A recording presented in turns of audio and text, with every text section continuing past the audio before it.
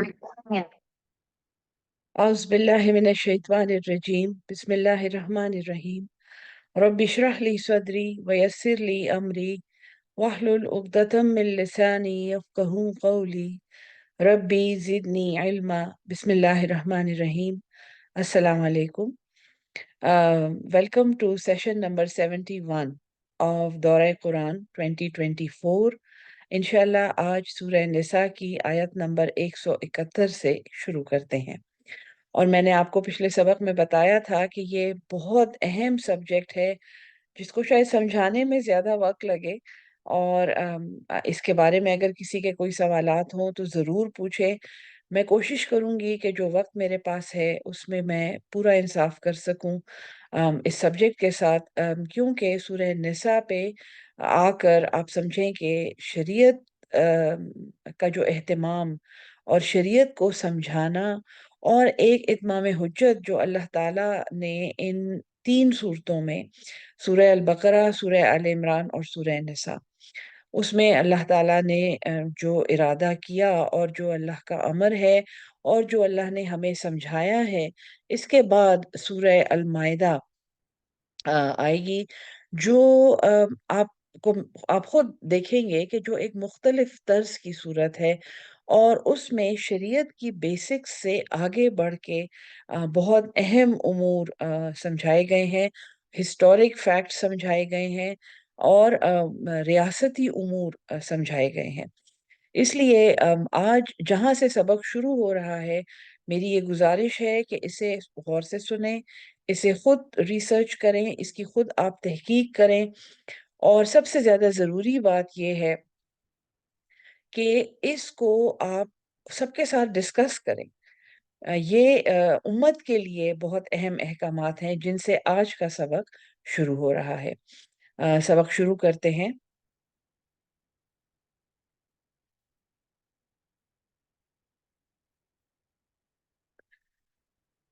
बिस्मिल्लाहिर्रहमानिर्रहीम। आयत नंबर 171। या अहलल किताब, अहले किताब से अ, अ, खिताब है। और अहले किताब, हम कुरान की तफासीर में अहले किताब का जो मतलब देखते हैं वो है यहूद और नसारा। अहले किताब हम सब हैं। दुनिया में हमें मोनोथियस्टिक रिलीजन्स कहा जाता है, यानी वो मज़ाहिब जो तौहीद पर कायम है, जो एक अल्लाह को मानते हैं। इसके अलावा हमें इब्राहिमिक फेथ्स कहा जाता है, यानी कि हज़रत इब्राहीम अलैहिस्सलाम का जो दीन था और उनका जो ईमान था, फेथ जो उनका ईमान था, जो मोनोथियस्टिक था, जो मुवहिद थे, तौहीद परस्त थे, और कुरान में उनको हनीफ कहा गया है, यानी कि यकसू। सो वो अहले किताब जिन पर अल्लाह की किताबें नाजिल हुई हैं और हम इनमें शामिल हैं। ठीक है जी। या अहलल किताब ला तगलू, ना तुम गुलू करो।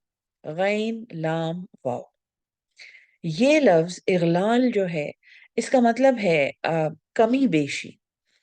ठीक है जी। या और गुमराही के मानों में ये आता है, यानी एक नेगेटिव कॉनोटेशन में आता है ये। और ये कॉन्सेप्चुअल कमी बेशी है, यानी कि आप समझें कि सिंपली समझाने के लिए ये अकीदे में कमी बेशी है, ये कॉन्सेप्ट में कमी बेशी है, ये किसी चीज़ की तारीफ करने में या उसको रद्द करने में कमी बेशी है। तो ए अहले किताब, ना तुम गुलू करो फी दीनिकुम, तुम्हारे दीन में, जो भी तुम्हारा तरीका है। दीन दीन तो दीन इस्लाम है, ये बात तो क्लियर है। तो उसमें तुम कमी बेशी ना करो। और यहाँ पे अगर मैं रुक के आपको वो कमी बेशी समझाऊं, उससे ज्यादा बहुत बेहतरीन मिसाल अल्लाह ताला ने इसी आयत में दी है।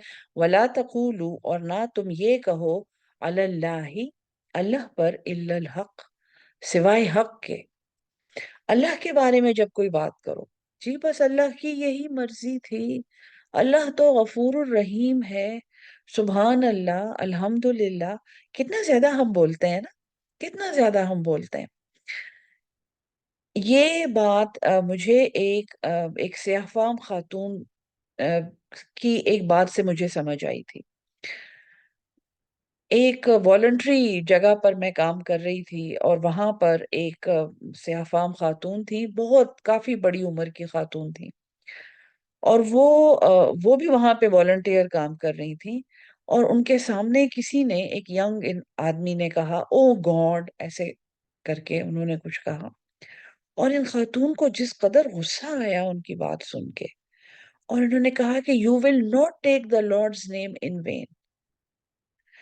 یعنی وہ تو، یہ تو کرسچن خاتون ہیں، لیکن وہ یہ کہہ رہی تھی کہ تم اللہ کا نام ایسے اپنی فرسٹریشن میں تم اللہ کا نام لے رہے ہو، نہ تم اسے بلا رہے ہو، نہ تم اس سے کچھ مانگ رہے ہو، نہ تم اس سے کوئی کچھ کہہ رہے ہو، تم فلاں، تم بس جو تمہارے دل میں آتا ہے تم وہ کہہ رہے ہو، اور اس کے ساتھ تم کہتے ہو او گاڈ. تم سمجھتے ہو کہ گاڈ کوئی ایسی اینٹیٹی ہے، کوئی ایسی ہستی ہے جس کا نام تم ایسی آسانی سے لے سکتے ہو. سو یہ بات سن کے ایک دم سے میرے ذہن میں یہ آیا کہ قرآن میں بھی ہے کہ تم نے اللہ پر وہ نہیں کہنا سوائے حق کے. جب تک تمہیں یقین نہ ہو، جب تک تمہارے پاس ریفرنس نہ ہو، دلیل نہ ہو، تم نے اللہ پر، اللہ کے بارے میں کچھ بھی نہیں کہنا. سو یہ ایک مثال تھی جس کی وجہ سے مجھے یہ بات زیادہ بہتر طریقے سے سمجھ آئی کہ ہم اللہ کا نام کتنی آسانی سے لے لیتے ہیں، اللہ کی قسمیں ہم کھاتے ہیں، اللہ کے بارے میں ہم باتیں کرتے ہیں، لوگوں کو یہ کہتے ہیں اللہ میاں ناراض ہو جائیں گے. مطلب اللہ کے بارے میں کوئی بات حق کے سوا نہیں کرنی، اور حق کی جو واحد دلیل ہمارے ہاتھ میں ہے وہ قرآن ہے، اور ہمارے نبی کی سنت سے وہ ثابت ہے کہ اللہ تعالیٰ نے جو قرآن میں ان کو بتایا تھا اس کے مطابق نبی نے کیسے عمل کیا ہے. تو نہیں تم نے اللہ پر کچھ بھی کہنا سوائے حق کے. انما المسیح، سب سے بڑا غلو جو دنیا کی تاریخ میں ہوا ہے اور آج تک جاری ہے، اس کی مثال اللہ نے دی ہے تاکہ اسے سمجھ آ جائے. انما المسیح، بے شک اس کے سوا نہیں ہے کہ مسیح علیہ السلام، عیسیٰ ابن مریم، عیسیٰ جو مریم کا بیٹا تھا، رسول اللہ، وہ اللہ کا رسول تھا، وَكَلِمَتُهُ، اور اس کا ایک کلمہ، اس کا ایک حکم، القاہا، القاہا، اس کو اللہ نے ڈالا تھا، اس کو ڈالا گیا تھا، الی مریم، مریم کی طرف، وروح منہ، اور وہ اس کی روح ہے. ٹھیک ہے جی. سب سے بڑا غلو جو دنیا کی تاریخ میں کیا گیا ہے وہ یہ ہے کہ عیسیٰ جو مریم کا بیٹا تھا اور اللہ کا ایک رسول تھا، اس کا حکم تھا، اس کو مریم کی طرف ڈالا تھا، اور وہ اس کی طرف سے روح ہے، اور اس رسول کو دنیا نے اللہ کا بیٹا بنا دیا. یہ الٹیمیٹ غلو ہے کہ اللہ کا ایک بیٹا ہے. مطلب کہ وہ ہستی جس کے بارے میں ہمیں کچھ نہیں پتا، اور سب کچھ بھی پتا ہے، ہمیں یہ بھی پتا ہے کہ اس نے سب کچھ کیا ہے، اس نے ہمیں سب کچھ دیا ہے، وہ بہت عظیم ہے، وہ بہت بڑا ہے، وہ سب کچھ کرنے والا ہے، وہ قدیر ہے، وہ علیم ہے، وہ سمیع ہے، اتنا کچھ پتا ہے ہمیں. لیکن ہم یہ کہنا کہ اس کا ایک بیٹا ہے، یہ الٹیمیٹ بات ہے، الٹیمیٹ غلو ہے دین میں کہ اس کے ایک رسول کو اس کا بیٹا بنا دینا. فَآمِنُوا بِاللَّهِ وَرُسُلِهِ، بس تم ایمان لاؤ اللہ پر اور اس کے رسولوں پر. وَلَا تَقُولُوا ثَلَاثَةٌ، اور تم یہ نہ کہو کہ تین ہے، کیونکہ تثلیث کا عقیدہ اس عیسیٰ علیہ السلام کو اللہ کا بیٹا بنانے کی بنیاد میں ہے کہ the Father, the Son and the Holy Spirit، یہ تین، یہ ان کو برابر سمجھتے ہیں. اسی طرح کا ایک عقیدہ ہمارے ہاں پایا جاتا ہے جس کو پنج کہتے ہیں، کہ یہ پانچ ہیں. آپ نے دیکھا ہوگا گھروں کے اوپر ایک نشان لگا ہوا ہوتا ہے جس میں بیچ میں اللہ کا نام لکھا ہوتا ہے، اور انگلیوں پر مختلف نام لکھے ہوتے ہیں. بزرگ ہستیاں ہیں جن کے وہ نام لکھے ہوئے ہوتے ہیں. لیکن یہ عقائد جو ہیں یہ دین میں غلو کے برابر ہے. یہ کہنا کہ نبوت تو ختم ہو گئی ہے اور اللہ نے نبوت پر ایک مہر لگا دی ہے، لیکن اللہ کے بھیجے ہوئے جو ہیں اللہ کے چنے ہوئے لوگ ابھی بھی دنیا میں آ رہے ہیں، وہ ہمارے امام ہیں اور وہ ہمارے روحانی پیشوا ہیں۔ حالانکہ اس کی کوئی دلیل نہیں ہے، یہ قرآن میں کہیں نہیں ہے کہ حضور صلی اللہ علیہ وسلم کے بعد بھی وہی چلتی رہے گی، ایسی کوئی ہمارے پاس دلیل نہیں ہے۔ لیکن ہم نے اپنے مختلف فرقے اور اپنے انٹرسٹ جسٹیفائی کرنے کے لیے ایسی کہانیاں بنا لی ہیں، اور یہ انتہائی غلو ہے۔ یہ ایک ہستی کو اور ایک بات کو اوپر لے جانے کی مثال ہے۔ ایک ہے اس کو اس کے سٹیٹس سے کم کر دینا، مثلاً یہ کہنا کہ حضور صلی اللہ علیہ وسلم تو بندے بشر تھے اور غلطیاں تو آپ سے بھی ہوتی تھیں، اور آپ نے ایسا ایسا کیا اور آپ سے ایسی ایسی غلطی ہوئی، اور پھر ان غلطیوں کو ڈسکس کرنا۔ ہم؟ دیکھیں قرآن میں ہے کہ انا بشرم مثلکم، میں تمہیں جیسا ایک انسان ہوں، یوہا الیہ، وہ ایکسیپشن بتا دی ہے قرآن میں بھی، مجھ میں اور تم میں فرق یہ ہے کہ مجھ پر وحی ہوتی ہے۔ تو وحی کا اہل ہونا اور وہی جس انسان پر ہوتی ہے وہ ہم اور آپ جیسا بندہ بشر نہیں ہوگا۔ اس کی ایک ایک حرکت، ایک ایک بات ہسٹری میں ریکارڈڈ ہے، صحابہ نے دیکھی ہے، انہوں نے ایک دوسرے کو بیان کی ہے۔ وہ سنت کا جو ذخیرہ ہے، وہ خزانہ ہم تک من و ان پہنچا ہے، اس لیے کہ یہ اللہ کا نبی ہے، یہ اللہ کا پیغمبر ہے۔ تو یہ غلو کہ یہ وہ بھی تو بندے بشر تھے اور وہ بھی تو ایسے ایسے، ان کی طرف وہی ہوتی تھی، اور ان کا ایک سٹیٹس ہے جس کو اس سے کم نہیں کیا جا سکتا۔ وَلَا تَقُولُوا ثَلَاثَةٌ انتهوا خَيْرًا لَكُمْ، بس باز آ جاؤ، یہ بہتر ہے تمہارے لیے، یعنی عقیدے میں کمی بیشی کرنے سے باز آ جاؤ۔ انما اللہ الہ واحد، انما اس کے سوا نہیں ہے، اللہ، اللہ جو اللہ ہمارا اللہ ہے، الہ واحد، وہ ایک ہی معبود ہے، سبحانہ، وہ پاک ہے، ان یکون لہ ولد، اس سے کہ اس کے لیے کوئی بیٹا ہو، ما فی السماوات و ما فی الارض، اسی کے لیے ہے جو کچھ آسمانوں میں ہے اور زمین میں، وکفا باللہ وکیلا، اور کافی ہے اللہ کارساز۔ لن یستنکف المسیح،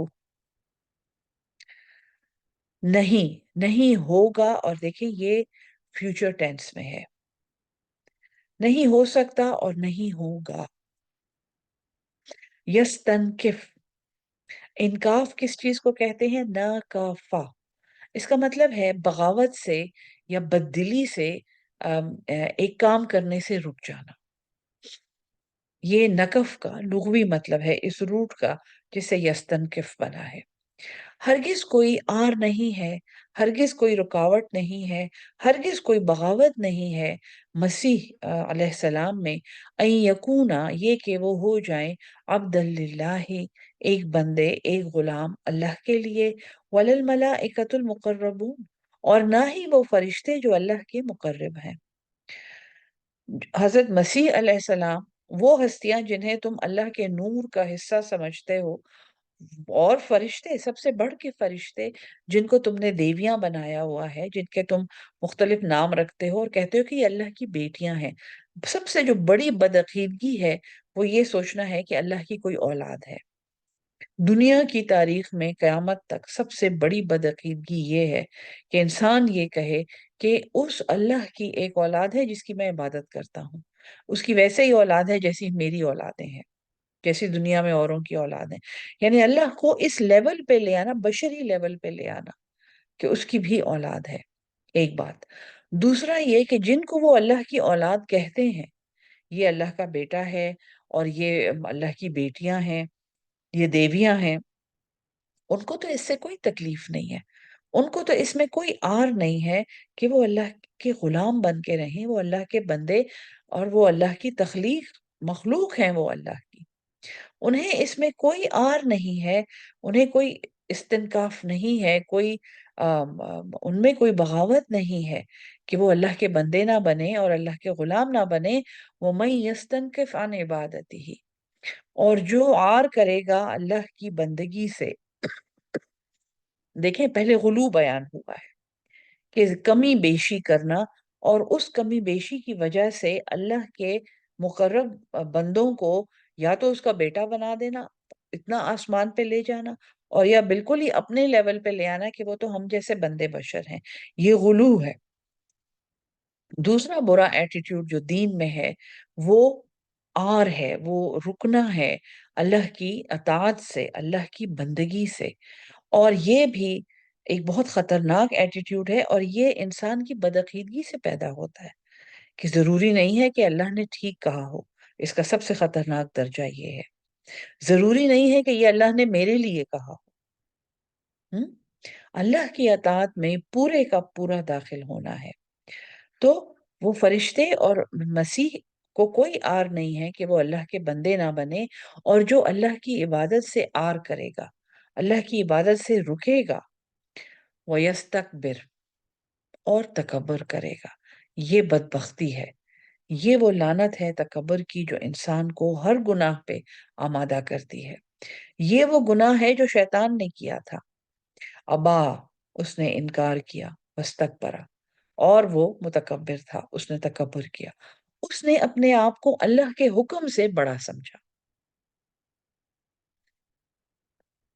فَسَيَحْشَرُهُمْ، پس عنقریب ہم انہیں جمع کریں گے، عنقریب وہ انہیں جمع کرے گا، الیہ، اپنی طرف، جمیعاً، سب کے سب۔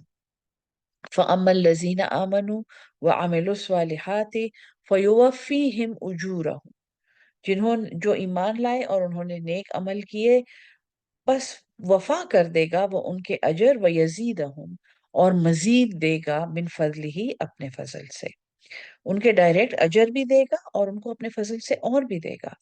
وَأَمَّا الَّذِينَ اسْتَنكَفُوا، اور ہاں رہے وہ لوگ جنہوں نے اللہ کی بندگی میں سرکشی کی، اور اللہ کی بندگی سے وہ رکے، اور انہوں نے آر کیا، انہوں نے ایکسکیوزز ڈھونڈے، اور انہوں نے جسٹیفائی کرنے کی کوشش کی، وَاسْتَكْبَرُوا، اور انہوں نے تکبر کیا، فَيُعَذِّبُهُمْ عَذَابًا أَلِيمًا، پس وہ انہیں دے گا ایک عذاب دردناک، اور عذاب علیم منافقوں کے لیے آتا ہے۔ لہٰذا استنکاف، نقف، اللہ کی عبادت میں تعویلیں کرنا اور اس کو آر سمجھنا، اس کو اپنی شان کے خلاف سمجھنا۔ ہم اس مسجد میں جائیں، ایسے میلے کچیلے لوگ آتے ہیں یہاں پہ، حضور اگر آپ اتنے صاف ستھرے ہیں اور اگر آپ اتنے سیٹ صاحب ہیں تو اس مسجد کی صفائی کا اہتمام کریں، یہ آپ کا فرض ہے، آپ مترفین ہیں اس معاشرے کے، ہیں جی، اور جی ہم تو ہم کیسے جائیں گے اور ہم ان لوگوں میں کیسے مکس ہوں گے اور ہم کیا کریں گے؟ تکبر ہے نا۔ استنکاف اور تکبر کو ایک دوسرے سے الگ کرنا بہت مشکل ہے۔ یہ ایک ہی جیسے ایٹیٹیوڈز ہیں، لیکن ان کو الگ الگ اس لیے بتایا جا رہا ہے کہ بعض اوقات اللہ کی عبادت کو آر سمجھنا کسی پرسنل ریزن کی وجہ سے ہو سکتا ہے، اپنی علمیت کی وجہ سے، گو کہ جڑ اس کی تکبر میں ہوتی ہے، لیکن اس رویے کو اللہ تعالیٰ نے الگ سے سمجھایا ہے۔ وَلَا يَجِدُونَ لَهُمْ، اور وہ نہیں پائیں گے اپنے لیے، من دون اللہ، اللہ کے سوا، ولیًا ولا نصیرا، نہ کوئی دوست اور نہ ہی مددگار۔ یا ایوہ الناس، بالکل جیسے جہاں سے سورت شروع ہوئی تھی، یا ایوہ الناس، اتقوا ربکم خلقکم من نفس واحدہ، وہیں اینڈ ٹورڈز دا اینڈ، یا ایوہ الناس قد جاءکم برہان من ربکم، تحقیق تمہارے پاس ایک روشن دلیل آ چکی ہے تمہارے رب کی طرف سے، وَأَنزَلْنَا إِلَيْكُمْ نُورًا مُبِينًا، اور اس نے نازل کیا ہے تمہاری طرف ایک نور جو واضح ہے، جو روشن ہے۔ اب اس نور کو ذہن میں رکھیں، کیونکہ بات غلو کی اور استنکاف کی ہو رہی تھی، اور بات اللہ تعالیٰ کی ذات میں غلو کی ہو رہی تھی کہ اس کا بیٹا ہے، اور تثلیث کی بات ہوئی ہے اور پنج کی بات ہوئی ہے، وہ ساری باتیں ذہن میں رکھیں۔ ان عقیدوں کی جڑ میں ایک بہت اہم بدعقیدگی ہے، اور وہ یہ ہے کہ اللہ کے نور میں کسی کا حصہ ہے۔ اللہ کا نور جو کہ لامحدود ہے، اللہ نور السماوات والارض، اس کا حصہ چند انسان ہے یا چند ہستیاں ہیں یا چند دیوتا ہیں یا چند دیویاں ہیں. جو دنیا کے ایسے مشرک ہیں جن کے پاس ہزاروں لاکھوں دیوی دیوتا ہیں، آپ ان کے پاس بیٹھ کے کبھی بات کریں اور ان کو کہیں کہ یہ دیوی دیوتا کیوں، کیا ایک اللہ کافی نہیں ہے؟ وہ بھی آپ کو یہ کہیں گے کہ اللہ تو ایک ہی ہے. وہ اللہ جو آسمان میں رہتا ہے وہ تو ایک ہی ہے. ہمارا اور آپ کا وہ اللہ ایک ہی ہے. لیکن یہ اس کے نور کا حصہ ہے، یہ اس کی روشنی کا حصہ ہے، وہ لامحدود ہے. یہ اس کے مختلف کام کرتے ہیں، یہ اس اللہ کے لیے مختلف کام کرتے ہیں. یہ دھن لاتے ہیں، یہ مال لاتے ہیں، اور یہ بیماری لاتے ہیں اور یہ بچے لاتے ہیں، اولاد لاتے ہیں. سو وہ تو ایک ہی ہے. یہ بدعقیدگی اور یہ نور جو یہاں پہ لفظ آیا ہے، اس کو ہمارے مفسرین نے بہت اب میں کسی مفسر پہ تبصرہ نہیں کرنا چاہتی، لیکن اس نور کو بعض مفسرین نے انسانوں کے ساتھ ایکویٹ کیا ہے کہ یہ نور چند ہستیاں ہیں جو اللہ کی طرف سے اتری ہیں، اور وہ ایکسیپشنل ہستیاں ہیں، وہ مصطفین ہیں، اور وہ اللہ کے چنے ہوئے لوگ ہیں، اور ان کے پاس کچھ ایسی ابیلٹیز ہیں، اور وہ پیغمبر نہیں ہیں، اور ان کے پاس کچھ ایسی باتیں ہیں جو ہم اور آپ کے پاس نہیں ہیں. اور ہاں، ان میں بعض اوقات پیغمبر بھی شامل ہیں اور پیغمبر کے گھر والے بھی شامل ہو سکتے ہیں. سو یہ آیت آپ غور سے سنیں. یا ایوہ الناس قد جاءکم برہان من ربکم، تحقیق تمہارے پاس ایک روشن دلیل آ چکی ہے تمہارے رب کی طرف سے. وَأَنزَلْنَا إِلَيْكُمْ نُورًا مُبِينًا، اور ہم نے نازل کیا تمہاری طرف ایک واضح روشنی، ایک روشن روشنی، مبین بھی، بین ہونے والا، واضح ہونے والا، اور نور تو نور ہے. فَأَمَّا الَّذِينَ آمَنُوا بِاللَّهِ، پس جو لوگ اللہ پر ایمان لائے، وَاعْتَصَمُوا بِهِ، اور انہوں نے مضبوطی سے پکڑا اس کو. یہ بِهِ کون ہے؟ اس کی اللہ کے حکم کو مضبوطی سے پکڑا. پھر یہ ہے کہ جو دلیل اللہ کی طرف سے آئی اور جو نور اللہ نے نازل کیا. برہان قرآن کا نام ہے، تو نور الگ سے کیوں بتایا گیا ہے؟ نور اللہ کی ہدایت ہے، اللہ کی کتاب ہے. نور وہ روشنی ہے، جو وہ حکمت ہے جو یہ کتاب پڑھ کے ہمیں حاصل ہوتی ہے، جس کی روشنی میں ہم برے بھلے کا فیصلہ کر سکتے ہیں. دیکھیں، پس رہے وہ لوگ جو ایمان لائے اللہ پر، وَاعْتَصَمُوا بِهِ، اور انہوں نے مضبوطی سے پکڑا اسے، اس نور کو، اس ہدایت کو، اس دلیل کو، اس اللہ کو، سب کچھ جو اللہ کی طرف سے آیا تھا. فَسَيُدْخِلُهُمْ، پس عنقریب وہ انہیں داخل کرے گا، فی رحمت منہ وفضل، اپنی رحمت میں اور اپنے فضل میں. وَيَهْدِيهِمْ إِلَيْهِ، اور وہ ہدایت دے گا انہیں، صراطً مستقیما، سیدھے راستے کی. سو یہ نور کا کانسیپٹ یہاں پہ خاص طور پہ بیان کیا ہے، اور یہ آگے سورہ مائدہ میں اور بھی کلیئر ہوگا انشاءاللہ کہ وہ کون سا نور ہے جو اللہ کی طرف سے اترا ہے. کہ آیا یہ کوئی انسان ہے؟ کیا یہ کوئی خاص انسان ہے جن کے بارے میں ہمیں بائی دا وے علم بھی دے دیا گیا ہے؟ وہ کہ قرآن میں کوئی ذکر نہیں ہے، لیکن ہمارے پاس یہ علم ہے، اور یہ بعض ہستیاں تو نور ہیں جو ہم سے الگ ہیں. سورت اب ختم ہو رہی ہے. یستفتونک، وہ آپ سے فتویٰ مانگتے ہیں، آپ سے حکم مانگتے ہیں. فی اللہ، قل اللہ، کہہ دیجئے کہ اللہ، یفتیکم فی الکلالہ، وہ تمہیں فتویٰ دیتا ہے کلالہ کے بارے میں. اور کلالہ اس سے پہلے ہم پڑھ چکے ہیں کہ کوئی ایسا مرد مر جائے جس کی کوئی اولاد نہ ہو، اور جو ایک ہی ہو، اکیلا ہو. ٹھیک ہے جی. انمرؤ ہلکا، اگر کوئی ایسا مرد مر جائے، لیس لہو ولدن، جس کی کوئی اولاد نہ ہو، ولہو اختن، اور اس کی ایک بہن ہو، فلہا نصف ما ترک، تو اس کے لیے آدھا ہے جو یہ چھوڑ کے گیا ہے. وہوا یرثھا، اور اگر وہ اس کا وارث ہوگا، یعنی کہ اگر یہ مرد کسی کا وارث ہے، الکم इल्लम यकुल लहा वलदुन, कि उसकी बहन की कोई औलाद नहीं है, तो बहन को तो उसके भाई के तरके का निस्फ मिलेगा, और भाई उस बहन के पूरे तरके का मालिक होगा अगर वो बहन बे औलाद फौत होती है। फ़इन कानत स्नतैन, बस अगर मरने वाले की दो बहनें हों, फलहुमस सुलुसाने, तो उनके लिए दो तिहाई है, मिम्मा तरक, जो भाई छोड़ के मरा है। व इनकानु इख्वतन, और अगर उनके बहन भाई हों, यानी मिक्स बहन भाई हों, रिजालन व निसाअन, जो मर्द भी हैं और औरतें भी हैं, तो फिर वही उसूल आ जाएगा विरासत का, फलिज ज़करी मिस्लु हज़्ज़िल उनसयैन, तो मर्द के लिए बराबर है दो औरतों का हिस्सा। दोबारा से विरासत का हुक्म रिविजिट हुआ है, खास तौर पे कलाला के हक में। अल्लाह ताला ने किसी को नहीं छोड़ा जिसके हक में मीरास और उसके अहकामात ना नाजिल हुए हों, और सूरह निसा में अल्हम्दुलिल्लाह वो हमने सारे के सारे कवर कर लिए हैं।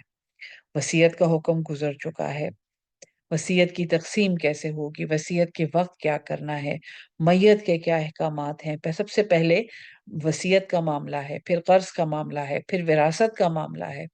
ये सब कुछ हम यहाँ पर समझ चुके हैं अल्हम्दुलिल्लाह। युबय्यिनुल्लाहु लकुम, अल्लाह बयन करता है, बयान करता है तुम्हारे लिए, अन तज़िल्लु, ताकि तुम कहीं भटक ना जाओ। वल्लाहु, और अल्लाह, बिकुल्लि शैइन अलीम, वो हर चीज का जानने वाला है, हर चीज का इल्म रखने वाला है। ये है आयत नंबर 172। यहाँ से आगे सूरह मायदा शुरू होती है, जो बहुत बहुत एडवांस सूरत है। 112 तरतीब नुज़ूल है इसका। कुरान की याद रखें 114 सूरतें हैं, जिनमें से 112वें नंबर पर यह सूरत नाजिल हुई है। ये मदनी जिंदगी के भी एंड में तकरीबन नाजिल हुई है। और इसमें जो हिस्टोरिक रेफरेंसेस हैं इंशाल्लाह वो पढ़ेंगे। अल्लाह हम सबको कुरान समझ के उस पे अमल करने वाला और उसको आगे पहुंचाने वाला अहलुल कुरान बना दे। आमीन सुम आमीन। अस्सलाम वालेकुम वरहमतुल्लाहि वबरकातुहू। अगला सेशन 10 मिनट के बाद है, अगर कोई शामिल होना चाहता है इंशाल्लाह।